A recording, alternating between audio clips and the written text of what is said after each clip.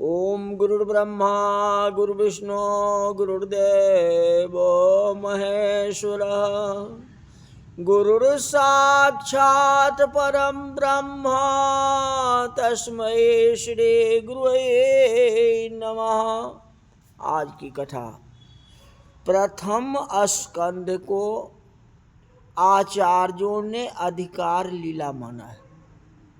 अधिकार लीला माना, जिसका अधिकार सिद्ध होता है उसको संत मिलते हैं।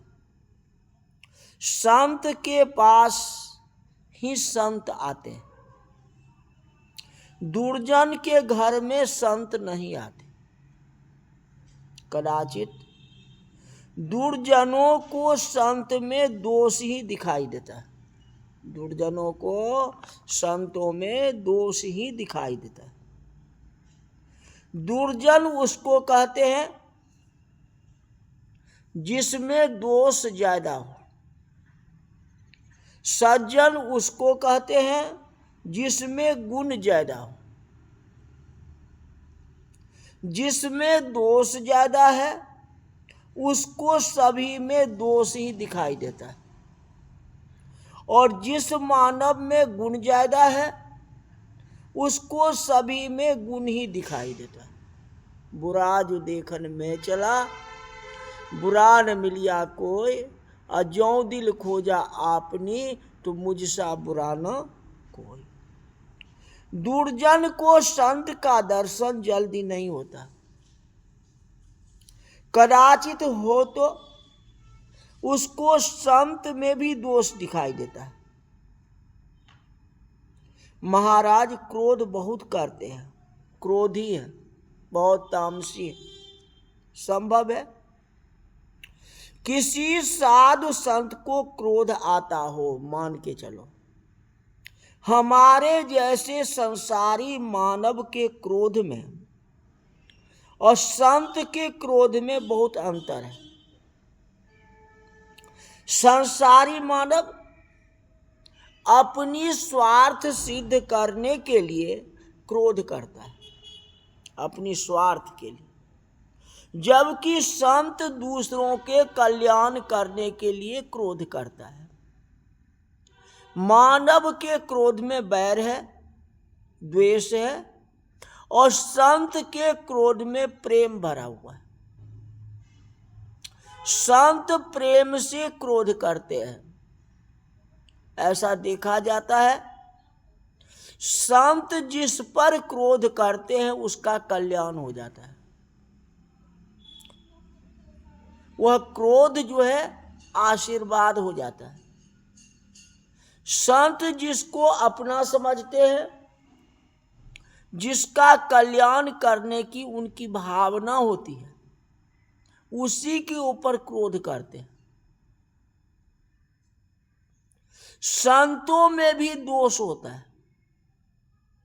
इस संसार में निर्दोष एक परमात्मा श्री कृष्ण है, निर्दोष भगवान श्री राम है, भगवान शंकर निर्दोष है। सभी में एक आध दोष होता है, शास्त्र में ऐसा लिखा है।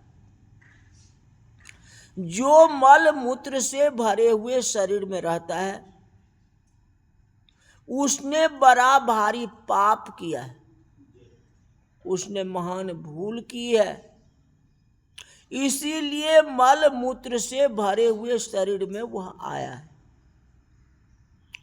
संतों में एक आध दोष होता है, किंतु संतों में अनेक सद्गुण भी तो होते हैं।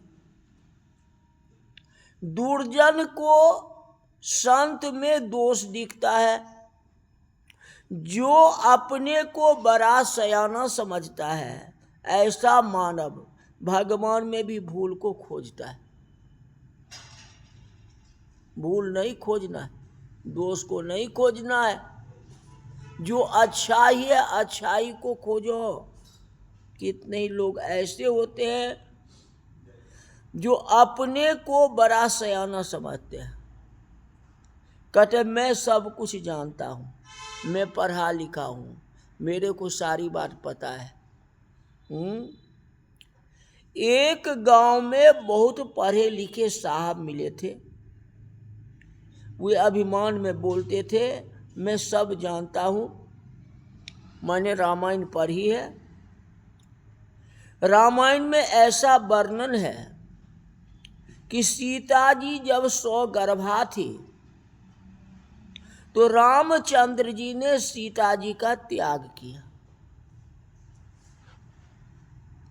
यह स्त्री जाति का अपमान किया है। भगवान राम ने स्त्री जाति का अपमान किया है।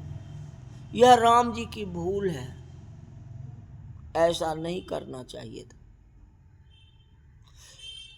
श्री राम निर्दोष है, भगवान के ऊपर क्यों गलती लगाते हो? जब अपराध भगवान किया, माखन चोरी कर ली, सीता जी को जंगल भेज दी, क्यों दोष देखते हो? श्री राम निर्दोष है। श्री राम सर्व सद्गुण संपन्न है। राम की लीला का विचार मानव अपनी क्षुद्र बुद्धि से नहीं कर सकता है। कितने लोग तो ऐसा समझते हैं कि मेरी बुद्धि के अनुसार भगवान सब कुछ करे तो मैं भगवान को मानूं। लेकिन मानव की बुद्धि बिगड़ी हुई है।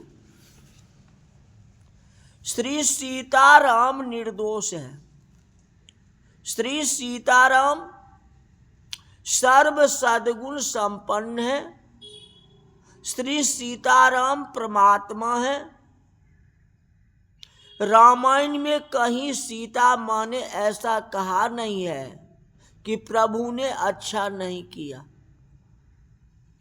श्री सीता माँ अनेक बार ऐसा बोली है कि मेरे ऊपर प्रभु का बहुत प्रेम है,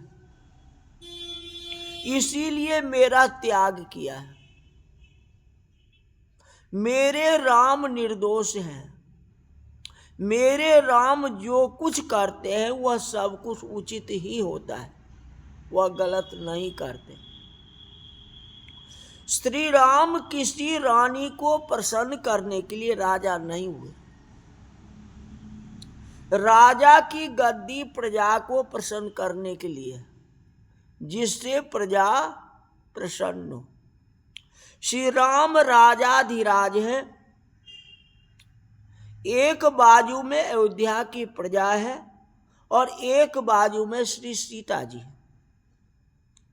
राम जो है मध्य में बैठे हैं। रामचंद्र जी विचार करते हैं,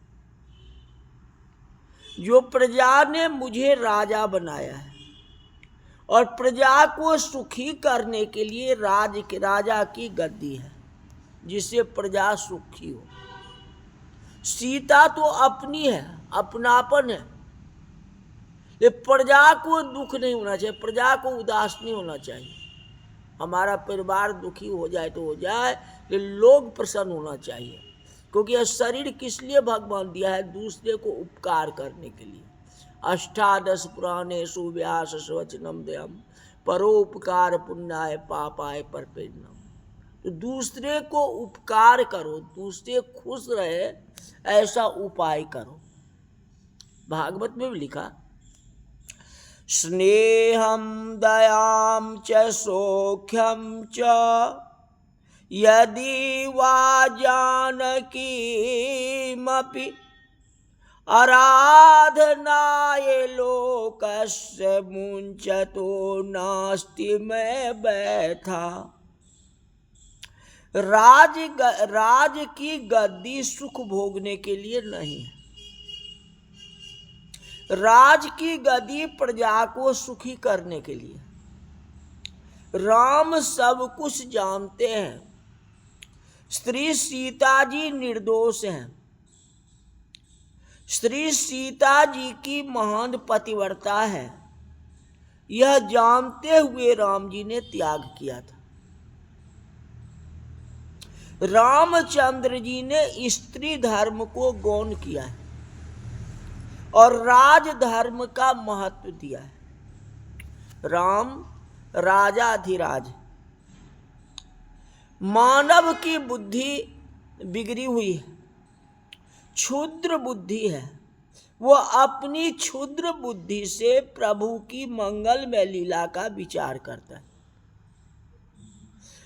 उसको भगवान की लीला में दोष दिखता है, संतों में उसको दोष दिखता है। संतों में बहुत सद्गुण होते हैं, एक आध दोष तो होता है, 5 उंगली बराबरी नहीं होती है। तो एक आध दोष है तो कोई बात नहीं है, वह तो लीला थी न, और उस लीला को आप गलत मानते हो। जो भगवान कृष्ण ने माखन चोरी की, अरे चोरी क्यों की थी उस बात को देखो न। सीता जी को जंगल क्यों भेजी, उसका कुछ कारण होगा न। देखो शास्त्रों में ऐसा लिखा है, जो जिसका मन अति शुद्ध है वह भगवान से अलग नहीं रह सकता। मन मलिन है इसलिए भगवान से अलग है। अति शुद्ध मन भगवान में मिल जाता है। तन और मन मल से ही जीवित रहते हैं। पेट में जरा भी मल न रहे तो शरीर गिर जाएगा। मल का बल होता है, शरीर मल से टिकता है, मन भी मल से टिकता है। तन और मन अति शुद्ध हो जाए तो ये रहेंगे ही न, मन भगवान में जाकर के मिल जाए। संतों में एक आध दोष होता है।